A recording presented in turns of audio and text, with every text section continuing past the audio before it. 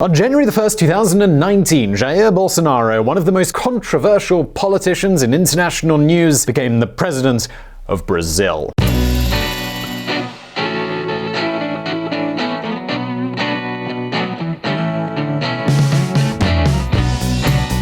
Bolsonaro came to power with a promise to change Brazil, the fifth largest country in the world, a giant that has more than 200 million people from top to bottom, in an attempt to turn it into a political and economic power. However, Bolsonaro's first 100 days into his term has headlines like these.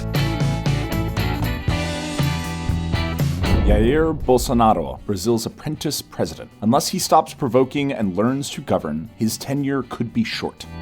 The Christian coalition that helped elect Bolsonaro has started to crumble.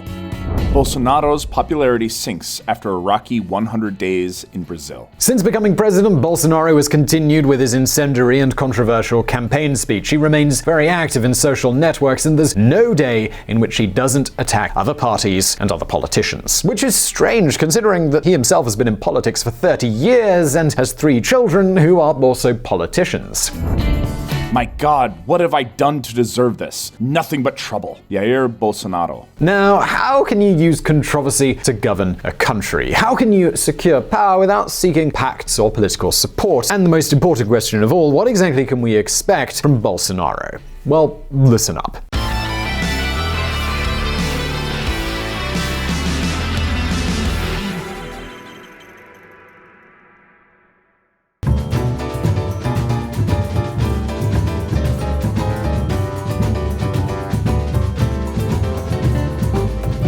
October 28th, 2018 was a historic day for Brazil. In the second round, after a very heated campaign that caught global attention and in which the current president was even stabbed, Bolsonaro finally won majority support from Brazilian voters. Specifically, he won 55.13% of the vote. His victory dethroned the Workers' Party, Lula da Silva's party, a party that had completely dominated Brazilian politics for 16 years. Bolsonaro is a character known for his harsh speech, for his support of the military dictatorship, and for his controversial comments. In many cases, comments of a homophobic, sexist, and even racist nature. He promised to end the extensive corruption that has been ravaging Brazil, to fight relentlessly against the violence that has turned Brazil into one of the most dangerous countries in the world. Indeed, 50,000 to 65,000 people are murdered there every single year. And of course, to dismantle the gigantic political framework that is currently crippling Brazil's society and economy. It was precisely his economic promises that generated the most excitement during his campaign, causing many liberals to side with Bolsonaro. In turn, Bolsonaro delegated the economic section to a group of Chicago boys led by the Minister of Economy, Paulo Guedes.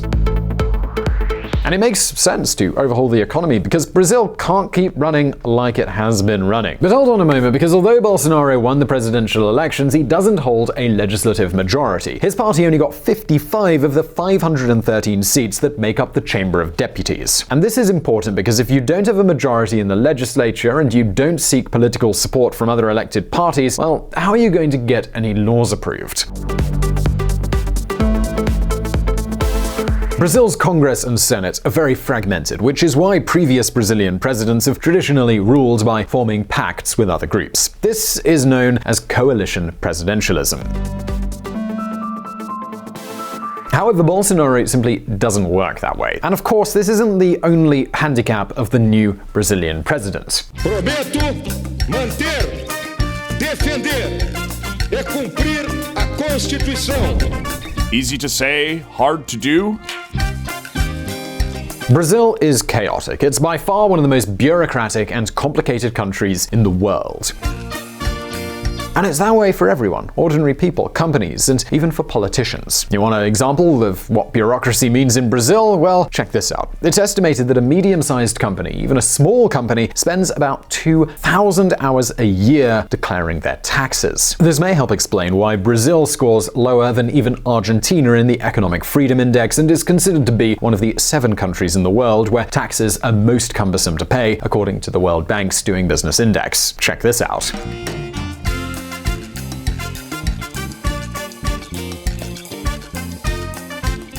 And on top of that, taxes aren't even low, in fact, quite the opposite. In short, it's all just a bit of a crazy system. The point is that it feels like Bolsonaro's lack of evidence is taking its toll.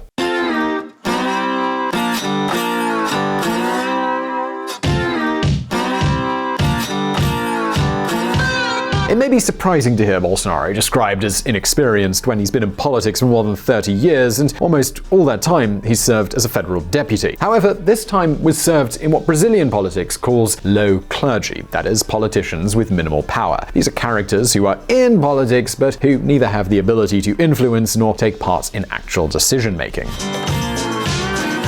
Well, the fact is that since he was appointed president, Bolsonaro hasn't had a clear agenda. His first months in office have been sort of a sequence of meaningless fights, controversial statements, sudden changes of opinion, etc., etc. Along the way, 2 ministers have already been fired, and all of this has happened in just 3 months. So apart from attacking the press, which happens all the time, we don't really know what he'll be up to from one day to the next. And of course, some important ideas have been discussed, such as commemorating the 1964 coup that led to the dictatorship. It's almost as if he thinks that Brazil doesn't have any more pressing matters than opening up these debates.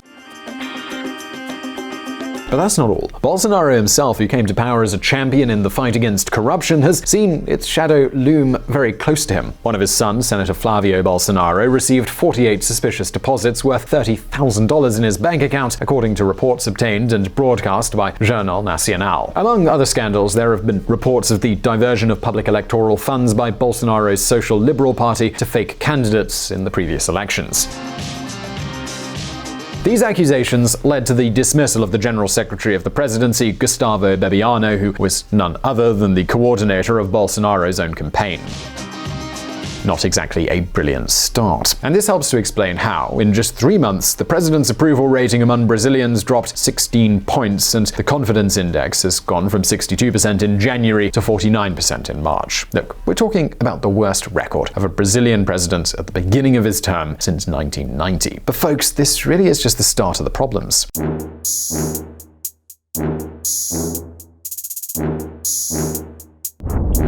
My enemy's enemy is my friend.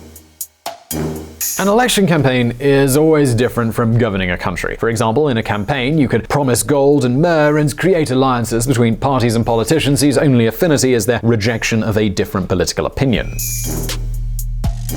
That's exactly what happened in Brazil. Bolsonaro managed to bring together all the different groups that were fed up with the Workers' Party's policies. However, there's one problem. Once you reach power and you have to govern, that's when the differences really begin to show. This is what seems to be happening in Brazil right now.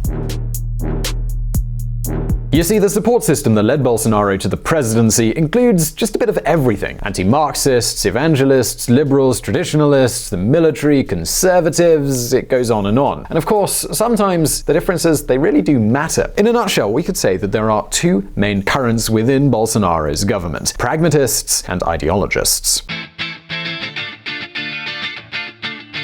Among the pragmatists, who are those groups willing to negotiate with other political forces, are the military and the liberals. For example, the liberal group, led by the powerful economy minister Pablo Guedes, defended much more aggressive reforms during the campaign than those it defends now that they're in power, and that's because they need support in order to get those reforms through.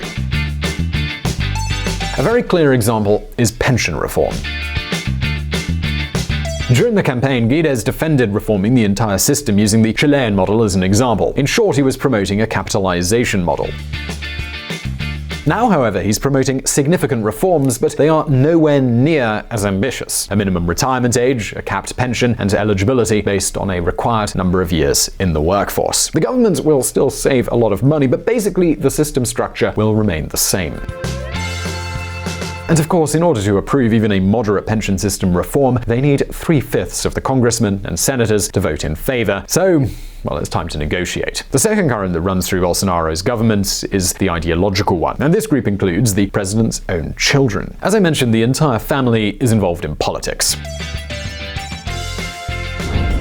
I've never seen anything like it. I don't remember any other government in which the family has so much power as this one. Family is always a problem. The president needs to keep some distance from his family and friends. Fernando Henrique Cardoso, former president of Brazil. The fact is that the ideologists are the least willing to negotiate or seek consensus. It's Piloted by this man, Olavo de Carvalho, Bolsonaro's Steve Bannon. He's a self-taught writer and philosopher who lives in the United States and is pretty extreme. He's part of what's known as the alt-right, and, well, his approaches are a cocktail loaded with anti-communism, anti-globalism, anti-cultural Marxism, anti-LGBT, and a whole lot of conservatism. This character has even criticized the pragmatic leaders in Bolsonaro's government. Olavo de Carvalho qualifies Moraro, the vice president, as an idiot and says the government is running badly. Yes, that's right, there are already clashes between the groups that make up the government. And if that's within the government, you can imagine how hard it will be to find agreement with the rest of the parliamentary forces. In fact, in just 3 months, the government has already been defeated several times in Congress. But folks, we still need to talk about Bolsonaro's third handicap.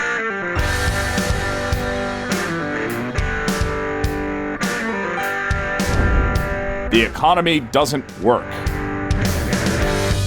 We should state that this isn't Bolsonaro's fault, as it stems fundamentally from the disaster caused by the previous government, the Workers' Party, which led Brazil into one of its worst crises in 2016. But even if it's not their fault, Bolsonaro's government is going to have to deal with it and work with an economy that's not performing. Basically, the country has a huge public deficit of between 7 and 8% per year.